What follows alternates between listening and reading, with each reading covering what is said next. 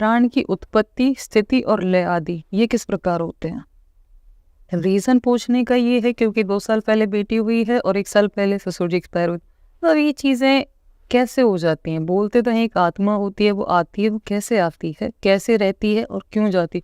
कर्मों पे डिपेंड करता है या फिर बस आता हो जाता है? यहाँ पे ट्रांसलेशन की प्रॉब्लम है कि जिसने ट्रांसलेट किया है उसने उसी तरीके से किया है जैसा उसको संस्कृत से हिंदी में समझ आया, जो उसकी खुद की अंडरस्टैंडिंग है। फिर दूसरा यहाँ पे प्रॉब्लम ये होती है कि एक हमारी खुद की अंडरस्टैंडिंग है जिस तरह से हम इसको इंटरप्रेट करते हैं। तो अगर बिल्कुल अनबायस्ड होकर के आराम से इसको समझा जाए तो यहाँ पे क्या पूछा जा रहा है? यहाँ पे ये पूछा जा रहा है कि ये प्राण कहाँ से उत्पन्न होता है। प्राण का यहाँ पे स्टैंड पॉइंट क्या है? ये जो हमारी ब्रेथ है या जो हमारी लाइफ एनर्जी है वो कहाँ से उत्पन्न होती है। तो इसका जवाब आपको आज की डेट में साइंस ज़्यादा अच्छे से दे सकती है। तो आपको देखना होगा कि किस चीज़ के लिए कहाँ पे रेफर करना है और कहाँ पर नहीं करना है। प्राण आत्मा नहीं है। आत्मा मतलब क्या होता है? मैं। प्राण इज वन ऑफ द पंचभूतास, जैसे धरती, जल, अग्नि, वायु, आकाश। तो प्राण मतलब क्या है? वायु है। यही जो वायु है ये अलग अलग तरीके से हमारी बॉडी में काम करती है। जैसे हम ब्रेथ ले रहे हैं तो उसको हम एक नाम दे सकते हैं, ब्रेथ छोड़ रहे हैं उसको एक नाम दे सकते हैं, ये ब्रेथ अंदर डाइजेशन चला रही है उसको एक नाम दे सकते हैं। तो है ब्रेथ ही, बट उसको हमने अलग अलग नाम दे दिए हैं। तो सबसे पहले ये समझना कि यहाँ पे किस स्टैंड पॉइंट से क्या बात कही जा रही है। इस सवाल का अगर आज आपको जवाब चाहिए तो इसका जवाब आपको साइंटिफिकली बहुत अच्छे से मिल सकता है, बहुत डिटेल में मिल सकता है। लेकिन अगर आत्मा का जवाब चाहिए वो साइंटिफिकली मिलना आपके लिए पॉसिबल नहीं है। तो ये भी समझना पड़ेगा कि अगर हम उपनिषद को स्टडी कर रहे हैं तो यहाँ पर बहुत सारे कॉन्ट्रडिक्शंस आपको नजर आएंगे। एक जगह पर कुछ कहा जाएगा, दूसरी जगह पर कुछ कहा जाएगा। तो जब भी कोई कॉन्ट्रडिक्शन नजर आए तो ये समझने की कोशिश करो क्या वो आत्मा के स्टैंड पॉइंट से कुछ कहा जा रहा है या अनात्मा के स्टैंड पॉइंट से कुछ कहा जा रहा है। जहां भी अनात्मा की बात हो रही है, अनात्मा मतलब क्या? जो मैं नहीं हूं। प्राण मैं नहीं हूं, इसको ध्यान से समझ लेना। हम ये समझते हैं कि मैं प्राण हूं, प्राण ही जिंदगी है, प्राण चल रहे हैं तो सब कुछ है, वरना कुछ भी नहीं है। मैं कहता हूं आज साइंस ने इतनी तरक्की कर ली है कि आपके प्राण चलते रहेंगे 10 साल तक, लेकिन कॉन्शियसनेस नहीं होगी। तो आप क्या कहोगे कि आप हो या नहीं हो? है सर, उस केस में भी है। कौन है? एक बॉडी है जहां पर ब्रेथ चल रही है, जिस बॉडी को और लोग देख सकते हैं, but you are not conscious of anything. You are not conscious of your memory, you are not conscious of all the senses. चाहे आपको कोई टच कर रहा है, चाहे कुछ कह रहा है, चाहे कुछ दिख रहा है, आपको कुछ भी नहीं पता है। तो आप नहीं हो। जिस वे में आप खुद को मैं बोलते हो, मैं अभी आत्मा की बात नहीं कर रहा हूं, मैं अभी बहुत सिंपल बात कर रहा हूं कि जिसको भी आप मैं बोलते हो, आप क्या समझते हो कि मेरा एग्जिस्टेंस मतलब प्राणों का एग्जिस्टेंस। प्राण चलने बंद हो गए तो मैं नहीं हूं, और प्राण चल रहे हैं तो मैं हूं। क्या यह बात सच है या झूठ है? अगर इसको इंक्वायर करना है तो जो मैंने क्वेश्चन पूछा उसका जवाब अपने आप से दो। अभी मैं क्या कर रहा हूं? अभी मैं उसकी बात नहीं कर रहा हूं जो सत्य है, मैं बात कर रहा हूं जो आपके अपने नोशंस हैं, आपके अपने बिलीफ्स हैं, उसको क्वेश्चन कर रहा हूं। इसको नीति नीति बोलते हैं, यानी कि पहले जो आप मानते हो पहले उसको हम नेगेट करेंगे ना, फिर आगे बढ़ेंगे। यहां पर ये जो क्वेश्चन पूछा जा रहा है वहां पर भी ये इंप्लाइड है कि ये जो क्वेश्चन पूछ रहा है या पूछ रही है वो भी लाइफ को इक्वेट कर रहे हैं प्राणों से, जैसे हम लोग सब करते हैं। जैसे अगर चेक करना है कि इंसान जिंदा है या मर गया है तो क्या करते हैं? यहां पे हाथ लगा के देखते हैं। जबकि जिंदा होने का एक्चुअल में मतलब क्या है ये अपने आप से पूछना पड़ेगा। सिर्फ ब्रेथ का चलना होना क्या जिंदगी है? या फिर कॉन्शियस होना, अवेयर होना जिंदा होना है? ऑब्वियसली कॉन्शियस होना, अवेयर होना। कि अगर आपके प्राण तो चलते रहे लेकिन आप कॉन्शियस नहीं हो अपनी पूरी जिंदगी में, तो आपका होना या ना होना बराबर है। तो आपको यह देखना होगा कि कहां पर किसकी क्या लिमिटेशन है। बहुत सारे लोग ऐसे मिलेंगे जो कहेंगे कि यहां पर जो लिखा है बस वो ही सच है, बाकी सब जो बातें हो रही हैं साइंटिफिकली वो सब बकवास है। दे आर प्रोपोगेटिंग मिस्टिसिज्म, मतलब वहां पर उन्होंने साइंस को नेगेट कर दिया। Science which is much more advance today than what it was thousands of years ago. तो अगर इन चीजों को आपको समझना है तो उसके लिए उपनिषद से बेटर साइंस है, यानी एक्सटर्नल वर्ल्ड को समझना है तो आपको साइंटिफिक नजर चाहिए। लेकिन अगर आत्मा को समझना है, यानी ज्ञान दो तरीके का हो गया, एक आत्मज्ञान, एक अनात्म ज्ञान। आत्मज्ञान को उपनिषद में ज्ञान बोलते हैं और जो अनात्म ज्ञान है उसको अज्ञान बोलते हैं। आत्मज्ञान को विद्या बोलते हैं और जो अनात्म ज्ञान है उसको अविद्या बोलते हैं। तो यहां पर बात विद्या की नहीं हो रही है, अविद्या की हो रही है इस वक्त, क्योंकि जो पूछ रहा है, जो क्वेश्चनर है, उसको भी ज्ञान नहीं हुआ है, वो ज्ञानी नहीं है, तभी पूछ रहा है ना। तो ये अज्ञान के स्टैंड पॉइंट से एक क्वेश्चन आ रहा है, यानी एक अज्ञानी पूछ रहा है, और वो अज्ञानी भी जो पूछ रहा है वो प्राणों के बारे में पूछ रहा है, यानी वो प्राणों को ही आत्मा समझ रहा है। अब अगर उसने प्राणों के बारे में पूछा है तो आगे जो गुरु हैं वो भी प्राणों के बारे में ही बताएंगे। लेकिन आप क्या कर सकते हो, अगर आप में बेसिक लेवल की इंटेलिजेंस है तो यहां पर बात हो रही है ब्रेथ से रिलेटेड, तो आप उस वर्स को स्किप करके फटाफट से गूगल कर सकते हो कि ब्रेथ एक बॉडी में कैसे आती है, कब आती है। आज हमें यह पता है कि प्रेगनेंसी के टाइम पे ही आ जाती है। यहां पर ये क्या इमेजिन कर रहे हैं कि किसी पॉइंट पे जाकर के आती होगी। किस पॉइंट पे आती है? कंसीव करने के बाद में कौन से हफ्ते में ब्रेथ आती है, हार्ट बीट कब शुरू होती है, ये जो ऑर्गन्स है वो कब बनते हैं, कैसे जो फीटस है वो डेवलप होता है। वो साइंस आपको ज्यादा अच्छे से बता सकती है, एग्जैक्ट बता सकती है। साइंस मतलब क्या? जिसको वेरीफाई करा जा चुका है, एक बार नहीं, दो बार नहीं, 1000 बार, अलग अलग इंस्ट्रूमेंट्स के थ्रू। तो अविद्या के लिए, अज्ञान के लिए, पहले ध्यान से समझ लेना, अविद्या और विद्या में फर्क समझ आ गया है। विद्या के लिए उपनिषद से बेटर, वेदांत से बेटर, भगवत गीता से बेटर और कुछ नहीं है। कोई भी ऐसी साइंटिफिक बुक नहीं है जहां पे आपको यह जवाब मिल सके कि मैं कौन हूं। साइकोलॉजिकली आपको आंसर्स मिल सकते हैं, but you are not your psychology. Mind के स्टैंड पॉइंट से आपको आंसर मिल सकते हैं, ब्रेन के स्टैंड पॉइंट से भी मिल सकते हैं, but you are not your brain, you are not your mind. यहां पर साफ कहा गया है। तो जब आत्मज्ञान की बात आती है तो Upanishad is the best solution, but जब अनात्म ज्ञान की बात आती है, यानी साइंस की बात आती है, देन आज जो हमारी साइंस है वो बहुत ज्यादा इवॉल्व हो चुकी है। लेकिन सर इसमें हम डिफ्रेंशिएट कैसे करेंगे? जैसे अभी इसी वर्ष की बात करें तो इसमें प्राण का जिक्र हुआ था, तब प्राण सुनते ही, जैसे अब मैं तो ज्ञानी नहीं हूँ, मुझे सच के बारे में नहीं पता, प्राण सुनते ही मेरे दिमाग में आएगा आत्मा, तो मेरे लिए वो आत्मज्ञान ही है। लेकिन आपके स्टैंड पॉइंट से जो आपने अभी बताया वो है अनात्मा। तो अब ये मुझे कैसे पता चलेगा कि मैं इसके लिए साइंस की तरफ जाऊँ या वेदांत की तरफ जाऊँ? जो भी बात बॉडी की हो रही है, बॉडी से रिलेटेड जो भी कुछ है उसके बारे में हो रही है, जो भी कुछ साइंस के दायरे में है, आज ये तो पता है ना हमको साइंस के दायरे में क्या है, जो भी उससे रिलेटेड बात हो रही है वो सब अनात्मा है।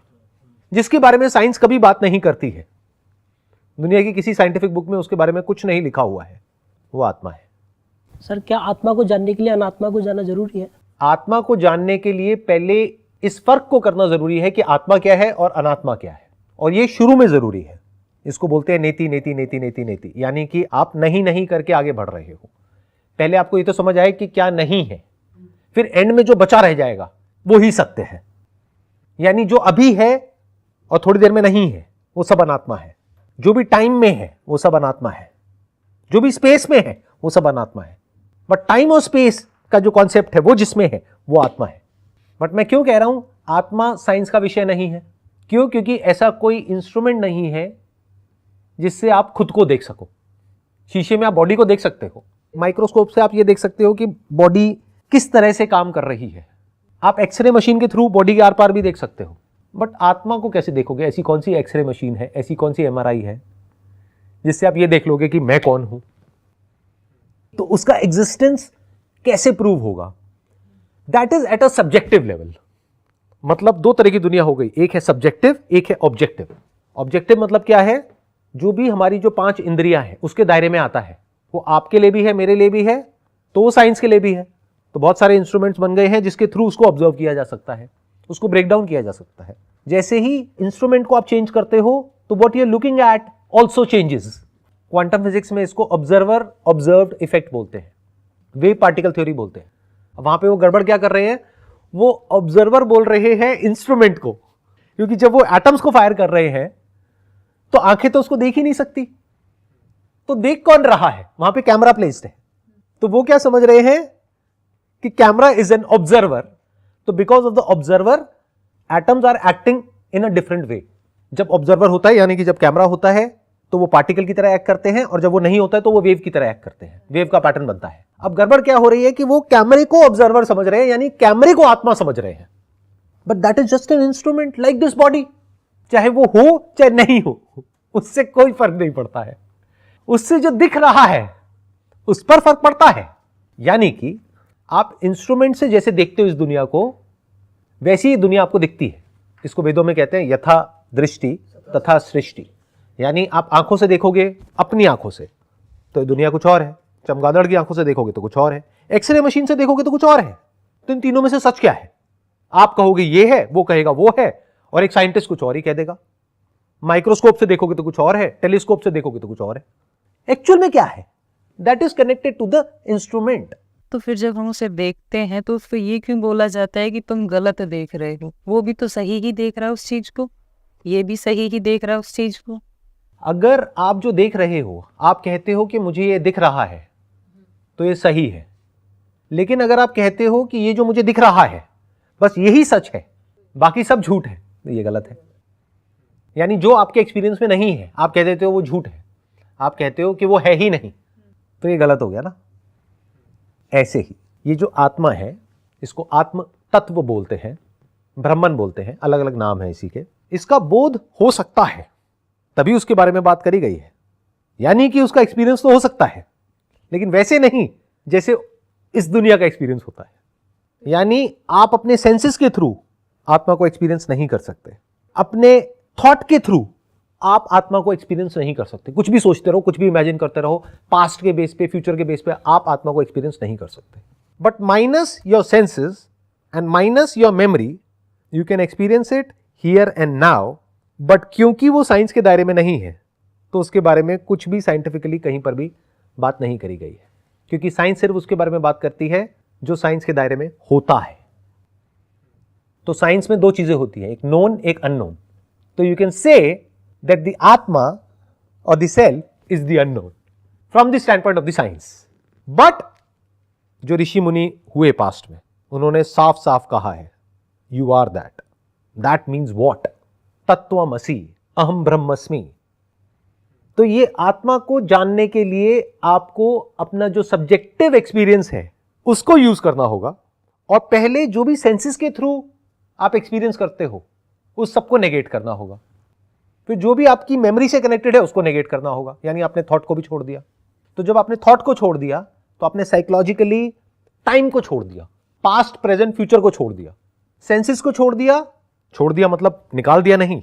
जो भी सेंसेस के थ्रू एक्सपीरियंस हो रहा है, क्योंकि वो आ रहा है और जा रहा है, और उसके होने या ना होने से आपको कोई फर्क नहीं पड़ता है। अरे सेंसेस के ऑब्जेक्ट को छोड़ो, सेंसेस के भी होने या ना होने से आपको फर्क नहीं पड़ता है, उसके बिना भी आप एग्जिस्ट करते हो। बहुत सारे लोग देख नहीं सकते हैं, सुन सकते हैं, क्या वो है या नहीं है? है। तो आत्मा को आप ऐसे जानो कि जो भी कुछ ऐसा है जिसको आप छोड़ करके भी एग्जिस्ट कर सकते हो, वो सब कुछ छूट जाता है, तो एंड में जो बचा रह जाता है वो आत्मा है।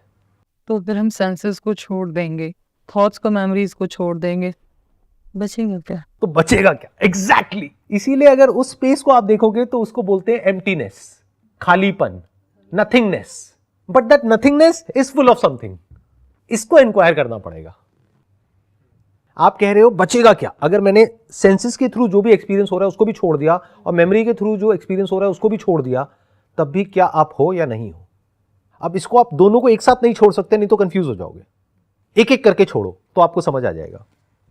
पहले स्टेप में मैं आपसे क्वेश्चन पूछता हूं कि अगर आपने अपने सारे सेंसेस को छोड़ दिया, या मान लो आपके सारे सेंसेस खराब हो गए लेकिन मेमोरी एक्टिवेटेड है, तो क्या आप हो या नहीं हो? ऑब्वियसली हो। आप सोच सकते हो, जैसे एक बहुत फेमस फिलोसोफर ने कहा I think therefore I am, तो उसने थॉट को इक्वेट किया किससे? आत्मा से। अब इसका उल्टा करते हैं, जो भी आपकी मेमोरी है उसको निकाल देते हैं। जो भी बचपन से आज तक की आपकी मेमोरी है, लैंग्वेज की, इसकी उसकी, सब कुछ निकाल दिया। अब मैं अगर आपसे पूछ रहा हूं आपका नाम क्या, आपको अपना नाम तक नहीं पता। बट अगर आपके हाथ पे कुछ गर्म टच करते हैं तो आपको पता लगता है, कोई टच करता है तो आपको पता लगता है। तो क्या आप हो या नहीं हो? हो। That means you can exist whatever your real self is. That is not dependent upon memory to exist. You can exist minus thought. You can exist minus your senses. So what is that you that exists? Is that you just an abstract concept or an idea or nothingness or emptiness? क्योंकि दो चीजें हो सकती हैं, एक कि वो science के दायरे में नहीं है तो वो है ही नहीं। बट ये कहना तो गलत होगा ना, क्योंकि अभी बहुत कुछ है जो साइंस के दायरे में नहीं है। इसमें हम छोड़ते कैसे अपने माइंड और सेंस? ठीक है, हम सेंसेस को छोड़ देंगे, हमने आँख बंद कर ली, कुछ दिखना बंद हो जाएगा, कान बंद कर लिए, कुछ सुनना बंद हो जाएगा। एक बार के लिए हम कुछ ऐसी चीज़ पर फोकस कर लेंगे जिससे हमारा माइंड ब्लैंक हो जाएगा, तो हमारे थॉट्स भी छूट गए। लेकिन फिर से जैसे हम इस ज़िंदगी में जिएंगे अपनी, फिर से सब कुछ हमें ओवर पावर कर लेगा। तो क्या जो छूटना पकड़ना ये ज़िंदगी भर चलता रहेगा? ये ध्यान से सुनना, ध्यान से समझना। जो छोड़ने की बात हो रही है वो समझ के लेवल पे हो रही है, एक्चुअल में नहीं हो रही है। अभी अगर मैं आपसे बात कर रहा हूं तो मैं अपने सारे सेंसेस का यूज कर रहा हूं, अपनी मेमोरी का यूज कर रहा हूं, तो मैंने क्या छोड़ दिया? जो ऋषि मुनि थे उन्होंने क्या छोड़ दिया? जिन्होंने ये लिखे या कहे उन्होंने क्या छोड़ दिया? अगर छोड़ दिया होता तो हम ये पढ़ क्यों रहे होते, इसके बारे में बात क्यों कर रहे होते? ये नॉलेज आई कहां से? इसका मतलब उन्होंने कुछ भी नहीं छोड़ा। किस लेवल पे छोड़ा? समझ के लेवल पे छोड़ा। इन अदर वर्ड्स, ये शर्ट है, आप ये कहते हो कि मैं ही ये शर्ट हूं, तो आपको बस मैं इतना सा कह रहा हूं कि आप ये शर्ट नहीं हो। आप कह रहे हो नहीं मैं तो यही शर्ट हूं, तो अब छोड़ना मतलब ये नहीं कि नंगे होकर के घूमो। समझ के लेवल पे छोड़ दो कि भाई अगर मैं ये कपड़े उतार भी देता हूं तब भी मैं हूं, तो अब ये कपड़े रहे या ना रहे उससे फर्क क्या पड़ता है? तो सेंसेस रहे या ना रहे उससे फर्क क्या पड़ता है? मेमोरी रहे या ना रहे उससे फर्क क्या पड़ता है? आपको ये इंक्वायरी करनी है कि आप एक्चुअल में क्या हो। तो उसके लिए पहले शुरू करना पड़ेगा यहां से, जो आप नहीं हो। बहुत बेसिक लेवल पे देखो तो आप आपका बैंक बैलेंस नहीं हो, आप आपकी गाड़ी नहीं हो, आप आपका घर नहीं हो। लोग तो वहां जीते हैं। आप आपका इंस्टाग्राम अकाउंट या फेसबुक अकाउंट नहीं हो जहां पे लाइक डिसलाइक आ रहे हैं। आप आपकी शक्ल नहीं हो, क्योंकि आज साइंस ने इतनी तरक्की कर ली है कि आपकी शक्ल बदली जा सकती है। आप आपका जेंडर नहीं हो, साइंस ने इतनी तरक्की कर ली है कि मेल को फीमेल बनाया जा सकता है, फीमेल को मेल बनाया जा सकता है। तो आप हो क्या? बहुत बड़ा क्वेश्चन मार्क है ये। अब जिसको भी मैं कह रहे हो उसको बदला जा सकता है, और जो बदलने के बाद भी आप नहीं बदलते हो वो आप हो। तो ऐसा क्या है इस बदलते हुए यूनिवर्स में जहां सब कुछ बदल रहा है? क्या कुछ ऐसा है जो नहीं बदल रहा है? जैसे एक सिनेमा हॉल में आप बैठे हो, एक स्क्रीन है जिसके ऊपर सब कुछ बदल रहा है, लेकिन स्क्रीन वहीं की वहीं है। कभी उस स्क्रीन पे कुछ दिखता है, कभी नहीं दिखता है, लेकिन स्क्रीन वहीं की वहीं है। तो आगे क्या कहा जा रहा है यहां पर? किस प्रकार इस शरीर में आता है? Again a wrong question. यहां पे अजम्पशन ये है कि ये जो प्राण है ये कहीं बाहर से हमारे शरीर के अंदर आ जाता है। ये आप साइंटिफिकली ज्यादा अच्छे से समझ पाओगे कि किस प्रकार हमारी ब्रेथ चलती है। जा करके चैट जीपीटी से पूछो, जा करके गूगल से पूछो, जा करके अगर आपके कोई फ्रेंड हैं जो डॉक्टर हैं उनसे पूछो, वो आपको बहुत अच्छे से समझाएंगे। तो फिर ये जो जीना है और जो मरना है वो किताबों में नहीं है, ग्रंथों में नहीं, वो सिर्फ साइंटिफिकली ही है? नहीं, जो जीना है और मरना है वो साइंटिफिकली नहीं है, वो यहीं पर है। लेकिन जो बॉडी का जीना है और बॉडी का मरना है वो साइंटिफिकली आपको ज्यादा अच्छे से समझ आएगा। एक बॉडी होगी साइंटिफिकली, और फिर बोलते हैं हमारे धर्मों में कि ये कर्मों पे डिपेंड होता है, जो भी तुम बीमार हो रहे हो या अभी जिस टाइम पे तुम मर रहे हो, वो फिर कैसे, वो कैसे जीन्स को, हमारे कर्म हमारे जीन्स को कैसे चेंज कर देते हैं जल्दी मरने के लिए? इसको बहुत ध्यान से समझना होगा। ये जो कर्मों वाला टॉपिक है, अब अगर आप चाहते हो कि इस टॉपिक को मैं टच करूं तो I can go ahead with this topic, but it's going to be very complex and very different from जैसा आज तक आप सुनते आए हो या मानते आए हो, उस सबसे बिल्कुल अलग होगा। तो आपको बड़े ध्यान से मेरी बात को सुनना होगा, तब इस बात को समझ पाओगे, नहीं तो सुनते ही कहोगे ये क्या बकवास है, कुछ समझ नहीं आएगा। लेकिन जो मैं कहूँगा उसको दुनिया की कोई ताकत चैलेंज नहीं कर सकती, क्वेश्चन नहीं कर सकती। आप प्लीज सर बताओ, क्योंकि हम ज्यादातर जो पॉपुलेशन है ये ही जानते हैं। दो मिथ्स में है, साइंटिफिकली जो हो गया वो भाई बॉडी जी रही है मर रही है खत्म। एक अगर ग्रंथों को पढ़ लेते तो होता है कि कर्मों के हिसाब से जीते और मरते हैं। ये कर्म से हमारे घर में आया है या आई है, और अपने कर्म से ये चला गया है, चला गई, जो भी है हम यही चल रहे हैं। मैंने अभी क्या कहा था थोड़ी देर पहले, जो भी अनात्मा के लेवल पे होता है उसको अगर आपको समझना है तो ज़्यादा अच्छा ऑप्शन क्या है कि आप स्क्रिप्चर्स के थ्रू समझो या साइंटिफिकली समझो। साइंटिफिकली दोनों तरीके से समझते हैं। स्क्रिप्चर्स कहते हैं कि आत्मा यानी कि आप, यानी कि मैं, यानी कि हम, जो भी हम एक्चुअल में हैं, आत्मा ना पैदा होती है ना मरती है। आत्मा को ना वायु सुखा सकती है, ना अग्नि जला सकती है, ना जल भिगा सकता है, ना कोई शस्त्र काट सकता है। आत्मा नित्य है, आत्मा अखंड है। नित्य मतलब जो थी है और रहेगी। आत्मा सत्य है। सुनी है ये सारी बातें? ओम ही आत्मा है। ओम जो आप हर जगह लिखा हुआ देखते हो या अपनी एग्जामिनेशन शीट पे लिखते थे ऊपर, ओम, वो ओम ही आत्मा है। एक ओम इत्येतद अक्षरम इदम सर्वम। ओम ही वो अक्षर है, यानी कि सिंबल है ऑफ द आत्मा। आत्मा सनातन है, आत्मा पुरातन है, आत्मा का जन्म नहीं होता है, आत्मा का मरण नहीं होता है। आत्मा मतलब क्या? मैं, आप, यानी आप पैदा नहीं होते हो, आप मरते नहीं हो। तो जब पैदा नहीं होते हो तो पुनर्जन्म किसका? आत्मा न करता है न भोगता है। तो कॉन्सेप्ट ऑफ कर्मा कहां गया? यह है स्क्रिप्चर्स के पॉइंट ऑफ व्यू से।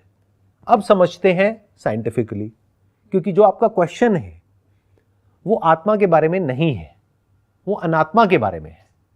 जब आप पूछ रहे हो कि हम कैसे पैदा होते हैं, कैसे मरते हैं, तो you are talking only about the body, that's it. You have got no idea about anything else other than the body. तो अब बात आती है कि कर्मों का कॉन्सेप्ट कहां से बीच में आ गया? कर्म किसके? आत्मा तो ना कुछ करता है ना भोगता है। Atma is free from all kinds of karmas, whether positive or negative. तो कर्मा किसके और फल किसके? तो ध्यान से समझो, लॉ ऑफ कर्मा क्या है अगर मेरे को 2 लाइनों के अंदर अंदर बताना हो। जो एक करता है उसका असर सब पर होता है, और जो सब करते हैं उसका असर एक पर होता है। This is law of Karma. अब ये समझना इतना आसान है कि आप सुनकर के कहोगे अरे हां ऐसा ही तो होता है दुनिया में। लेकिन अब प्रॉब्लम क्या है कि आप स्क्रिप्चर्स को यूज करोगे इसको समझने के लिए, बिकॉज ये जो कर्म फल है, कर्म कांड है, this is part of the Vedas but not Vedanta. Vedanta means the essence of all Vedas, the supreme knowledge of Vedas. Vedas means knowledge, जैसे Ayurveda, knowledge of the body, knowledge of health, knowledge of diseases, that is also part of the Vedas but not of the Upanishads. और अगर उपनिषद में ऐसी बातें मिलेंगी भी तो वो क्वेश्चनर के एंगल से मिलेगी, यानी जो शिष्य है, जो अज्ञानी है, उसके स्टैंड पॉइंट से मिलेंगी। तो लोग क्या कहेंगे, देखो वहां पर वो लिखा हुआ है। बट जो गुरु है उसके स्टैंड पॉइंट से ये सब कहीं कुछ नहीं मिलेगा, वो सब कुछ नेगेट कर देगा। शिष्य उल्टे सीधे सवाल पूछेगा, गुरु जाकर के सब काट देगा। गुरु कहेगा नहीं ये ऐसा नहीं है, ऐसा नहीं है, ऐसा नहीं है, ये नहीं है, ये नहीं है, ये नहीं है, ये नहीं है। कुछ भी पूछते रहो वो कहेगा नहीं है। एंड में क्या है उसके बारे में गुरु कुछ नहीं कहेगा, मौन हो जाएगा। तो अब सवाल उठता है कि जो कॉन्सेप्ट ऑफ कर्मा है ये जैसा हमें लगता है वैसा है? क्या वो सुनने में इंटरेस्टेड हो? क्योंकि वो सुनने में इंटरेस्टेड हो तो मैं वही बोल देता हूं जैसा आज तक आप सुनते आए हो। मतलब क्या कि आप आत्मा नहीं हो, आप जीवात्मा हो, और आपके कुछ संचित कर्म है, उसके हिसाब से आपका पुनर्जन्म होता है, और आपके जो भी कर्म है उसके हिसाब से आपको फल मिलता है। और एक दिन ऐसा आता है जब आप अच्छे कर्म करते हो, उससे आपके बुरे कर्म कट जाते हैं, फिर आपको मोक्ष मिल जाता है, फिर आपका पुनर्जन्म नहीं होता है। यही वो कॉन्सेप्ट है, यही वो आइडिया है जो आप सबके दिमाग में बैठा हुआ है। एम आई राइट और रॉन्ग? Right sir. तो ये तो वो था जो आप सुनना चाहते हो। नहीं, ये हम सुनना नहीं चाहते, हम इसके ऊपर जानना चाहते हैं कि सच क्या है। जो ये हम जानते हैं ये सही है या गलत है? आप खुद दिमाग लगाओ, मैं नहीं बोलूंगा, क्योंकि अगर मैं कहूंगा तो लोग कहेंगे कि भाई मैं कौन होता हूं ये बोलने वाला। अभी जो बात मैंने कही, क्या उसको आप साइंटिफिकली, स्पिरिचुअली, अपनी कॉन्शियसनेस के अकॉर्डिंग, अपनी बुद्धि के स्तर पर, लॉजिकली, हर तरीके से वेरीफाई कर सकते हो? नहीं कर सकते। यानी क्या कि जो एक करता है उसका असर सब पर होता है, और जो सब करते हैं उसका असर एक पर होता है। सब में क्या आ गया? ये पूरा का पूरा यूनिवर्स आ गया। एक प्राणी नहीं आया, जानवर भी आए। यानी इंसान जो कर रहा है उसका असर क्या जानवरों पे आ रहा है या नहीं आ रहा है? आ रहा है। इंसान जो कर रहा है, यानी हम सब ने मिल करके जो किया, उसकी वजह से ये जो हमारी सिटीज है वहां पर पोल्यूशन है, और कुछ सिटीज ऐसी हैं जो दुनिया की सबसे पोल्यूटेड सिटीज में से एक है। तो अब इस पोल्यूटेड सिटी में जो बच्चा पैदा हो रहा है, क्या ये उसके कर्म है? सोचो, थोड़ा सा दिमाग लगाओ अपना भी। वो बच्चा पैदा हुआ क्योंकि उसके माँ बाप वहां रहते हैं, लेकिन उस सिटी में जो पोल्यूशन है वो उस बच्चे की वजह से नहीं है। उस पोल्यूशन की वजह से उस बच्चे को कोई ऐसी बीमारी हो गई जिसकी वजह से ना वो जी सकता है ना वो मर सकता है, जिंदगी मौत से भी बदतर है। तो इस बच्चे के खुद के कर्म नहीं है, ये हम सबके कर्म है। इस दुनिया में बहुत सारी सिटीज ऐसी हैं जहां पर के एक फीमेल अकेले घर से बाहर नहीं निकल सकती रात को। क्या ये उसके खुद के कर्म है? या उस पूरी सोसाइटी के, उस कम्युनिटी के, वहां का जो लॉ एंड ऑर्डर सिस्टम है, वहां की जो गवर्नमेंट है, और गवर्नमेंट को जिन्होंने इलेक्ट किया है यानी कि लोग, उनके कर्म है? अब आप क्या कहोगे? जो भी आपने इधर उधर से सुना है उसके बेस पे, जरूर इस फीमेल ने कुछ बुरे कर्म करे होंगे जिसकी वजह से इसके साथ में ये हादसा हो गया। अरे उस फीमेल ने कुछ नहीं किया है भैया, उसकी कोई गलती नहीं है। गलती किसकी है? पूरी की पूरी सोसाइटी की है, एजुकेशन सिस्टम की है। वो जो क्रिमिनल्स हैं, ऐसा कुछ करते हैं, उनकी जो अपब्रिंगिंग है उसकी गलती है। सर इसका इनिशियल पॉइंट तो एक गलत थॉट हो गया ना, कि जिसने ये थॉट स्टार्ट किया वो फैलता गया। ये थॉट इसलिए चल रहा है और सदियों से इसलिए चल रहा है क्योंकि जो एक्चुअल में उपनिषद में कहा गया है उसको समझने वाले रेयरेस्ट ऑफ रेयर है। आत्मा और अनात्मा के बीच में फर्क कर सकें, इसको विवेक कहते हैं। तो विवेकी लोग बहुत कम हैं जो एक्चुअल में विवेकी है। बहुत सारे गुरु हैं जो एक्चुअल में गुरु घंटाल हैं और आप उन्हीं को सब कुछ मानते हो, तो बढ़िया है आपके लिए। अब जा करके उस गुरु से क्वेश्चन पूछो कि ये जो बच्चों को बीमारियां हो रही हैं किस वजह से हो रही है। ये बच्चा एक ऐसे घर में पैदा हुआ जहां पर कुछ खाने के लिए भी पैसा नहीं है, भुखमरी है, मैल न्यूट्रिशन है, किसकी गलती है? उस बच्चे की है, पूरी की पूरी सोसाइटी की है, हमारी है। तो लॉ ऑफ कर्मा को हम की नजर से देखना पड़ेगा। अब वो हम की नजर किसी के अंदर होनी चाहिए, तब वो लॉ ऑफ कर्मा को समझ सकता है। जो मैं के स्टैंड पॉइंट से लॉ ऑफ कर्मा के बारे में बात कर रहा है वो अज्ञानी है। लॉ ऑफ कर्मा को अगर आपको समझना है तो हम की नजर से देखना पड़ेगा। हम कुछ गलत कर रहे हैं इस प्लेनेट पर जिसकी वजह से कुछ हो रहा है, जिसको ग्लोबल वार्मिंग बोलते हैं। अब इसमें मैं कहां से आया? अब उसकी वजह से अगर हमारा प्लेनेट खत्म हो जाता है आने वाले कुछ साल बाद, करोड़ों लोग मर जाते हैं, तो क्या वो उन करोड़ों लोगों के कर्मांश हैं जिसकी वजह से वो मर गए हैं? उनसे पहले जो लोग गए उन्होंने जो कर्म करे, यानी हमने जो कर्म करे, उसका फल कौन भुगतेगा? आने वाली जनरेशन भुगतेंगी। So simple. तो क्या मैं ये कह रहा हूं कि कर्म फल होता ही नहीं है? अब यही गड़बड़ हो जाती है। Because the moment I talk about it in this way, तो लोग एकदम से अपोजिट डायरेक्शन में छलांग मारेंगे कि अच्छा इसका मतलब लॉ ऑफ कर्मा कुछ भी नहीं होता है, सब बकवास है। नहीं होता है। क्या होता है? काम, क्रोध, लोभ, ये जड़ है जितना भी दुख है आपकी जिंदगी में उसका। तो अगर आपके जो कर्म है उसके सेंटर में काम है, क्रोध है, लोभ है, तो आप दुखी ही रहोगे। ये हो गया कर्म फल। स्क्रिप्चर्स के पॉइंट ऑफ व्यू से समझना है कि लॉ ऑफ कर्मा क्या है। तो कर्म किसके होते हैं? आत्मा के कोई कर्म नहीं होते हैं। आत्मा ना कुछ करता है ना कुछ भोगता है। जो करता है और भोगता है कर्म उसके होते हैं। तो कौन करता है, कौन भोगता है? आपका अहंकार, आपकी ईगो, जो एक्चुअल में नॉन एग्जिस्टेंट है, जिसका अपने आप में कोई एग्जिस्टेंस नहीं है, जिसका जो ग्राउंड है वो थॉट है, जिसको आप मैं कहते हो। दैट मैं is nothing but a bundle of memories, associations, identifications, जो इन रियलिटी कहीं भी एग्जिस्ट नहीं करता है। तो सारा लॉ ऑफ कर्मा एक इमेजिनरी मैं के ऊपर बेस्ड है, जो मैं है ही नहीं। तो इससे मतलब हम छोड़े कैसे अपने अहंकार को, क्योंकि मजाक तो इसमें भी आता है। अहंकार को आप कभी भी छोड़ नहीं सकते हो। अहंकार के सच को आप देख सकते हो। अहंकार बिल्कुल ऐसा है जैसे शीशे में आप अपनी शक्ल देख रहे हो। अब आप भी देखते हो और कुछ पंछी भी देखते हैं। फ़र्क ये है कि जब आप देखते हो तो आपको पता है कि ये मेरी ही रिफ्लेक्शन है, बट अगर कुछ पंछी देखते हैं तो वो देख करके डर जाते हैं और वो वहाँ पर चोंच मारने लगते हैं, क्योंकि उन्हें लगता है कि अंदर कोई और है। दो की गलतफहमी बनी हुई है, द्वैत बना हुआ है, इसको बोलते हैं अद्वैत। क्या कहा जा रहा है? दो नहीं है। यानी ये जो अहंकार जिसको आप मिटाने के बारे में सोच रहे हो, वो अगर होगा तो आप उसको मिटा सकते हो, अगर है ही नहीं तो मिटाओगे कैसे? तो इस सच को देख लेना कि वो है ही नहीं, इज मोक्ष, इज मुक्ति। जैसे आपके सवाल दो तरह के हो सकते हैं कि सर मेरे सर पे ना भूत सवार है, मुझे ये बताओ इस भूत से मुझे छुटकारा कैसे मिलेगा? तो मेरे पास में दो तरह के जवाब हैं कि आपको भूत से छुटकारा चाहिए, ये कर लो, ये कर्म कांड है। आपको भूत से छुटकारा चाहिए, ये पहन लो। आपको भूत से छुटकारा चाहिए, यहां चले जाओ, वहां चले जाओ। या फिर अगर आप इस सिचुएशन में हो कि आपके अंदर बेसिक लेवल की इंटेलिजेंस है, तो नहीं है तो आपके लिए यही सारे सॉल्यूशंस हैं। आपको भूत के नाम से डराएंगे, आपसे कुछ भी करवा लेंगे। बच्चों से ऐसे ही काम कराते हैं हम लोग। या फिर बच्चा बहुत ज्यादा डरा हुआ है तो उसको कुछ दे देंगे, कहेंगे बेटा ये ले ले टेडी बियर, जब तक ये तेरे पास में है ना भूत तेरा कुछ नहीं बिगाड़ सकता। तो बच्चे से तो यही बात करनी पड़ेगी ना। अगर आपकी बुद्धि एक पर्टिकुलर लेवल की है, if you have got a scientific mind, if you have got a mind which can inquire, तो आपसे मैं कहूंगा, या कोई भी इंसान जो कि सच को जानता है वो कहेगा इंक्वायर करो कि भूत है या नहीं है। आप कहते हो मैं घर से जब नीचे उतरता हूं अपनी सीढ़ियों से तो पीछे भूत होता है, तो मैं कहूंगा पलट के देख लो, अगर भूत है तो ला करके मुझे दिखा दो कहां है, इंक्वायर करो। तो भूत से पीछा छुड़ाने का क्या तरीका है? भूत के ऊपर इंक्वायरी करो, और कोई तरीका नहीं है। लेकिन जितना भूत के बारे में पढ़ते रहोगे, अब ऐसे भी लोग हैं जो पूरा प्रूफ देंगे आपको कि भूत होते हैं, और वो सुबह से रात तक सिर्फ भूतों की ही बातें करते हैं, और भूतों को भी साइंस से कनेक्ट कर देते हैं।